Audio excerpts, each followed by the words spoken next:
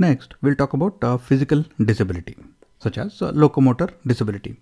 Now, physical disability may mean partial or full loss of various bodily functions. It can be walking, it can be speech, it can be fine motor skills, bladder control, hand movements, etc. So there are many different types of physical disabilities that we can see among children in a classroom. So which means that we have to use the need specific approach. So if the child is unable to walk, then we have to use a different type of an approach. If the child is unable to speak, then we use a different approach. And if a child does not have fine motor skills, the child cannot hold a pen or a pencil or write properly, then we have to use a different approach. So that is using need specific approach.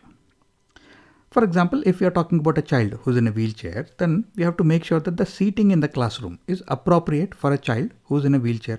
Or we can look at how a wheelchair itself can be parked in the classroom so that the child is an active part of the teaching learning process. And even the desks and the other facilities should be of proper height, and there should be adequate space so that even a child in a wheelchair can access all of these.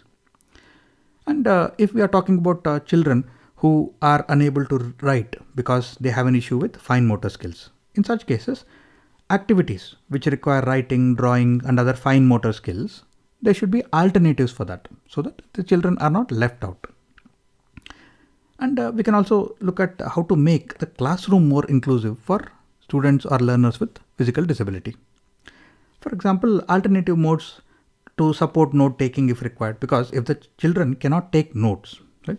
So there should be some alternative methods that they can use. Can they record the lecture on a mobile phone, or they can be provided with pre-recorded lectures so that they can listen to it again and again, and they can understand it better without having to take notes. So that way alternative modes and methods should be used wherever possible.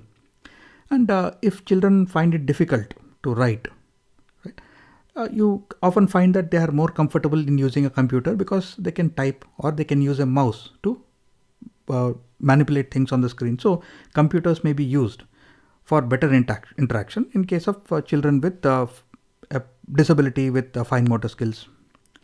And plus, this is something which we have already discussed, saying that the seating and the tables and the other facilities in the classroom should be provided such that the children with the disability are able to function properly in the classroom. And wherever there is a test or an exam, you will see that writers are provided for people who cannot write. And this is something that should be followed in the school as well. So providing writers wherever required for written work is also very helpful. And as you see in many exams, for people with physical disability, some additional time is also given wherever possible so that they can complete the assignments or the exams properly. So these are some very basic points, and these are based on, again, common sense, and these are very important because the questions will be based on these points itself. So pause the video here and read all of these points at least 2 times.